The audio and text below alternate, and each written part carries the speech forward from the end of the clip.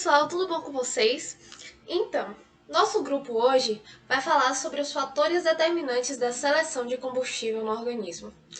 E eu, Rafaela, irei iniciar falando sobre a interação do metabolismo de gordura e carboidrato. Então, nós classificamos os exercícios em dois: os exercícios de curta duração, que levam em média de 30 minutos a 1 hora, e nesse exercício nós podemos observar que é muito improvável a redução dos níveis de glicogênio. Porém, nós temos também os exercícios de longa duração. São exercícios que duram 2 horas ou até mais. E nesses exercícios, nós observamos que os níveis de glicogênio, seja ele muscular ou hepático, podem ser baixíssimos.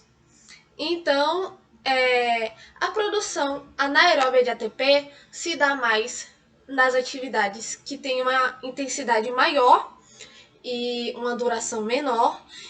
E a aeróbia, é importante a gente lembrar isso, se dá em atividades que têm uma carga mais leve, uma intensidade mais leve, porém que chega a durar mais. Então, é importantíssimo a gente ressaltar que quando há a redução de carboidrato no organismo, há também a fadiga muscular.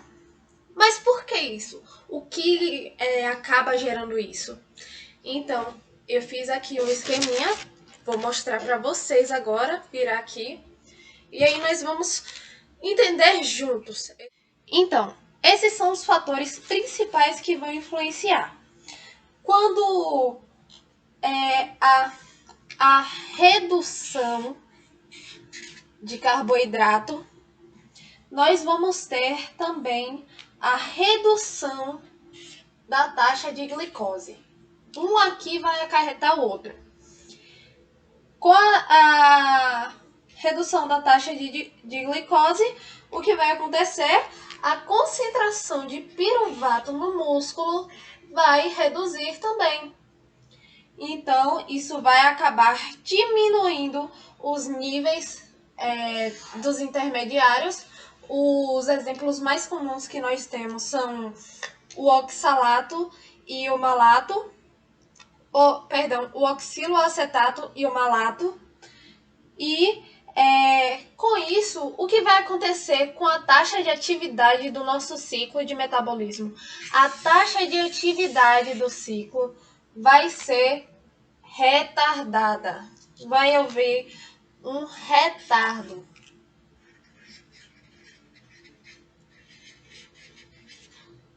Um retardo nessa taxa.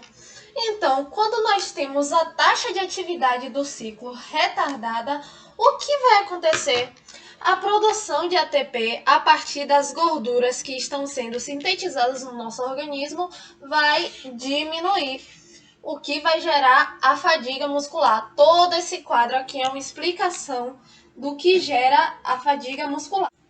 Então, galera, sendo assim, a taxa de carboidratos no nosso corpo vai diminuir. E isso vai gerar uma consequência. Essa consequência é que a taxa de metabolização de gordura do nosso corpo também vai cair. E nós podemos pensar nisso. Por quê? Por que isso acontece? Porque as gorduras só podem ser metabolizadas através da oxidação do ciclo de Krebs. Então é importante que vocês tenham isso em mente para compreender os próximos tópicos que virão. Tá certo? Sendo assim, eu passo a palavra para o meu colega Yuri, que vai dar continuidade ao assunto. Valeu, galera! Foi um prazer estar com vocês!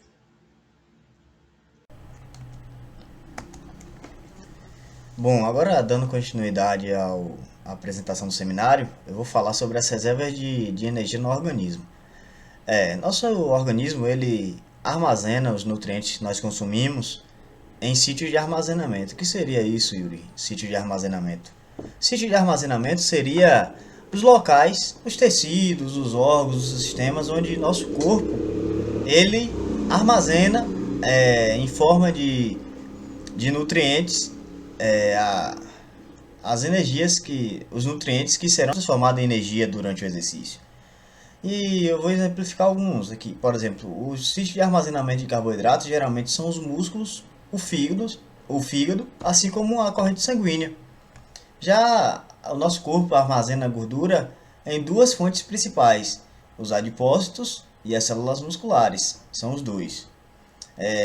E nosso corpo armazena proteína nas fibras musculares e na corrente sanguínea. Na tabela 4.2 aqui, ele traz um exemplo. Ele fala os principais sítios de armazenamento de carboidrato e gordura no corpo de um homem sadio, não obeso, com 20% de gordura corporal e com peso de 70 quilos. Ou seja, vamos imaginar um rapaz com 70 quilos de peso e desses 70 quilos de peso, 20%, o que equivale a 14,5 kg, é de gordura. E aqui ele vai falar a primeira parte do sítio de armazenamento de carboidrato, que ele é estocado como glicogênio hepático no fígado, a glicose presente no sangue, no líquido extracelular, e no glicogênio muscular, que são armazenados nos músculos esqueléticos. E esse indivíduo ele consome uma dieta rica em carboidrato. Ele consome uma dieta ali, uma refeição que ele ingeriu 700 gramas de carboidrato. Como o nosso corpo vai fazer a distribuição desse armazenamento? Destacado aqui, 90 gramas dos 700 que ele comeu, que equivale a 12% da refeição dele, ele é armazenado como glicogênio hepático lá no fígado. E esse estoque de 90 gramas de carboidrato, ele dá uma energia de mais ou menos 360 quilocalorias.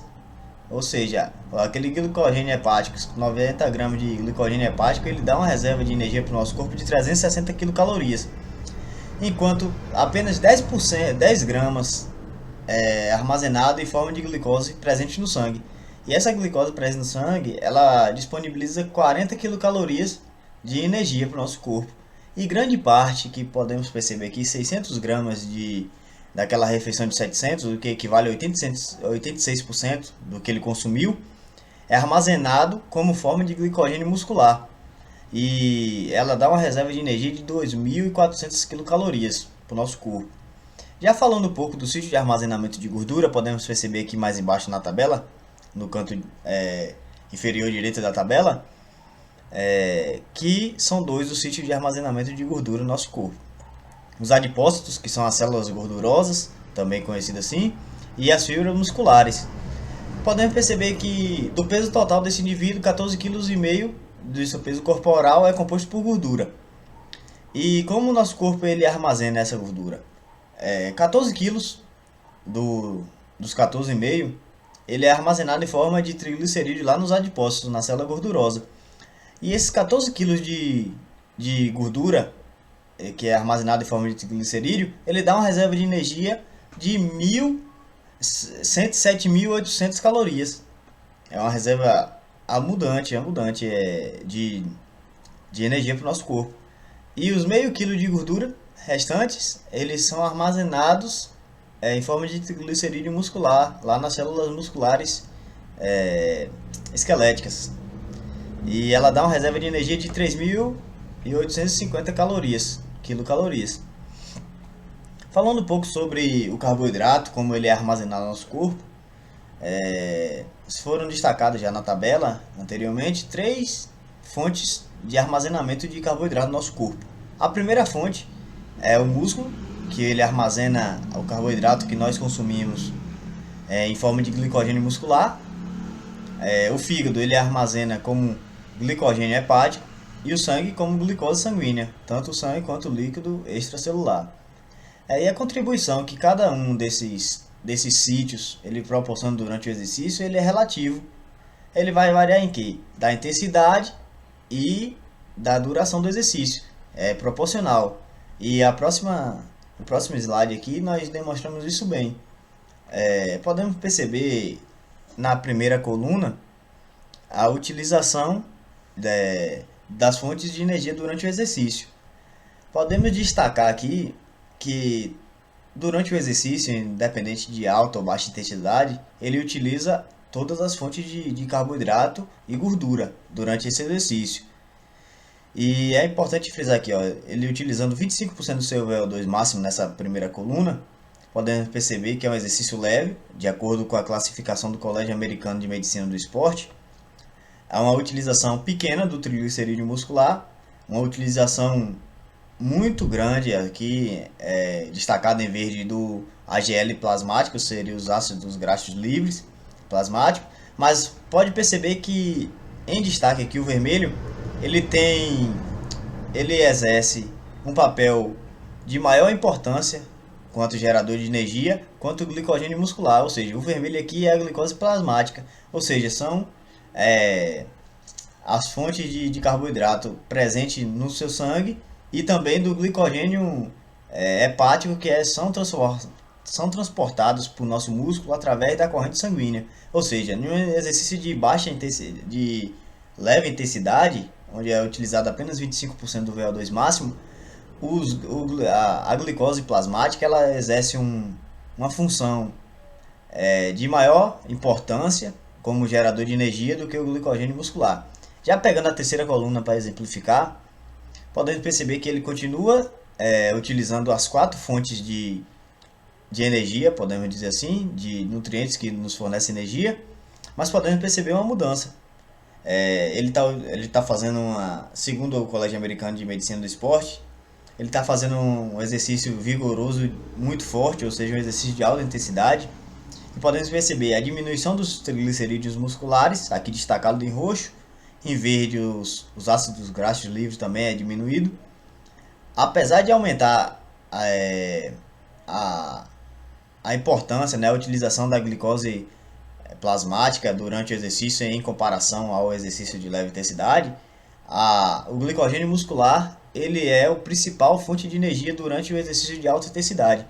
Porém, se esse exercício ele durar, ele passar de 1 hora, passar de 40 minutos, o nosso corpo ele vai gastar toda a reserva de glicogênio muscular e aí vai ser utilizado outras fontes de energia, pois o glicogênio muscular ele não é tão abundante quanto o armazenamento de gordura. Já falando das fontes de gordura, né, durante o exercício, nosso corpo ele armazena gordura em dois locais principais. Os adipócitos, que as gorduras são armazenadas em forma de triglicerídeos. O que seria o triglicerídeo, Yuri? O triglicerídeo ele é formado por 3 moléculas de ácidos graxos livres, mais uma molécula de glicerol, formando assim o triglicerídeo, que é uma molécula de alta energia. E também existe o triglicerídeo muscular, que, como o próprio nome já diz, ele é estocado nos músculos, nas células musculares esqueléticas. E como é a utilização como o nosso corpo utiliza e balanceia como posso dizer? Como o nosso corpo ele prioriza a utilização de uma ou de outra fonte de gordura, de armazenamento de gordura. Podemos perceber aqui na tabela 4.15, ao qual nós destacamos aqui para tentar exemplificar para vocês. Podemos perceber que no início do exercício aqui, pensando ali nos primeiros minutos, 30, 40 minutos de exercício, nós podemos perceber que tanto o triglicerídeo muscular, quanto os AGLs plasmáticos, que são os ácidos graxos livres, eles exercem uma função de igualdade durante o início do exercício. Ou seja, durante os primeiros minutos, tanto os triglicerídeos musculares quanto os AGLs plasmáticos, eles fornecem a mesma quantidade de energia para o nosso corpo durante o início do exercício.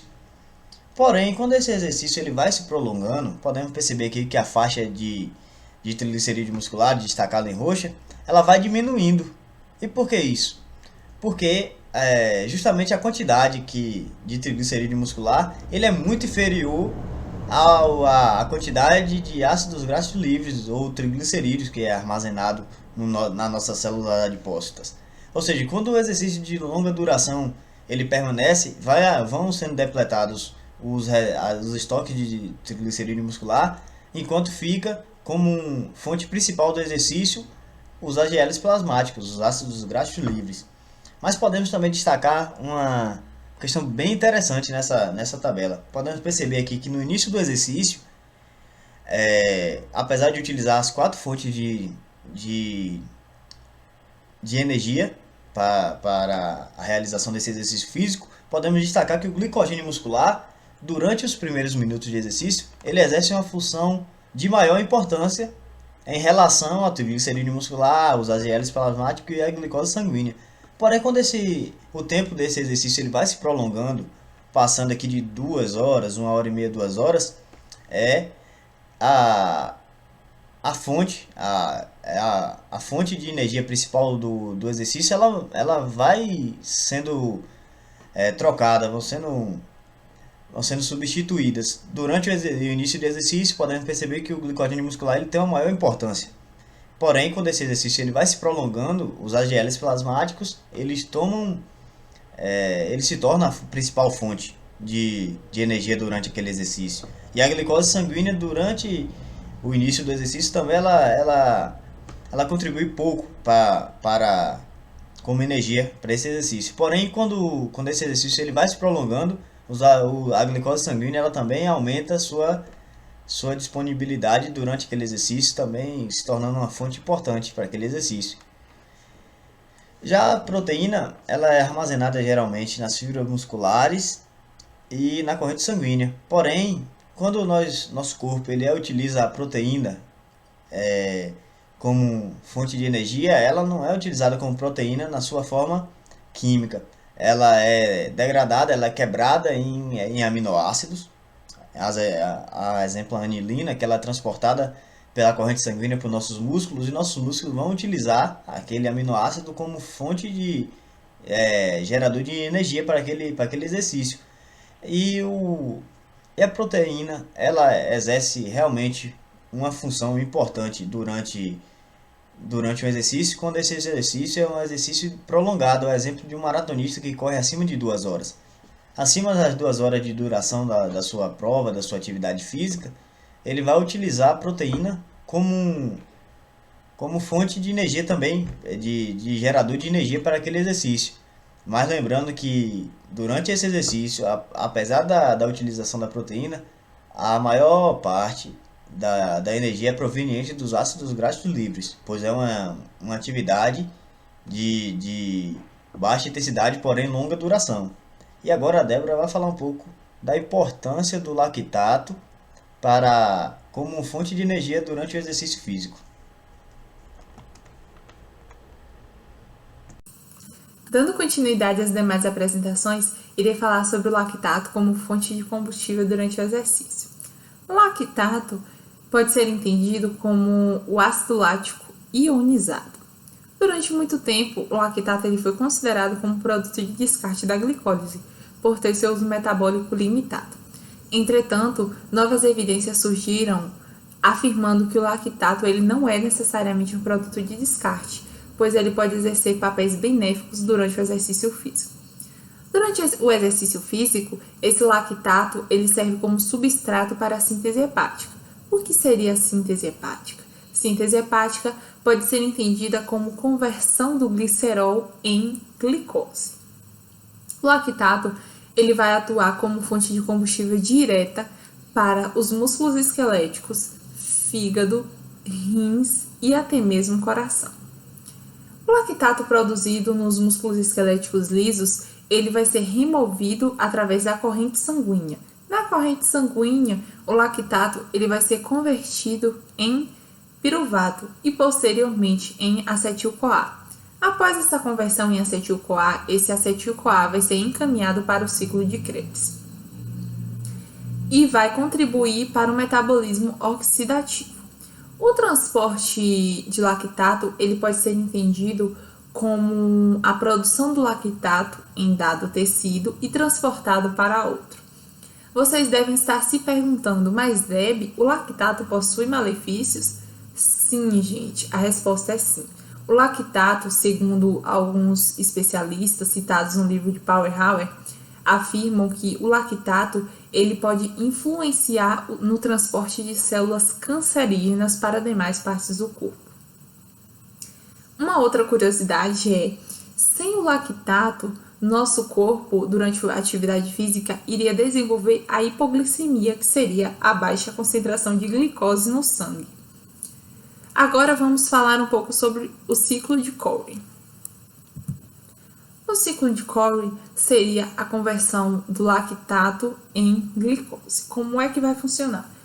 Durante o exercício físico, o lactato produzido no músculo esquelético vai ser removido através da corrente sanguínea. A corrente sanguínea remove o lactato do músculo esquelético e vai encaminhar esse lactato para o fígado. No fígado, esse lactato vai sofrer um processo chamado gliconeogênese, que vai converter esse lactato em glicose. Posteriormente, esse lactato, que não vai estar mais em forma de lactato, vai estar em forma de glicose, vai ser lançado novamente na corrente sanguínea e vai chegar ao músculo em forma de energia. Vale ressaltar que os principais tecidos corporais que vão ser beneficiados com esse lactato são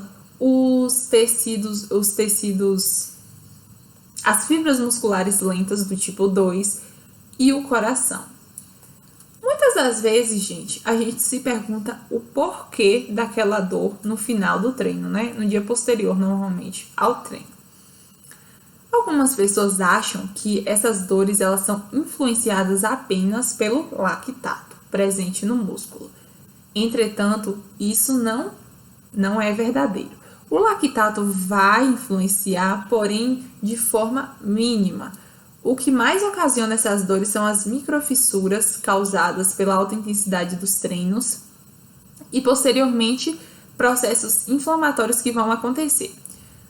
Atletas de alta potência, de alto rendimento, raramente vão apresentar essas dores musculares, porque os músculos deles já vão estar adaptados a esses esforços, né?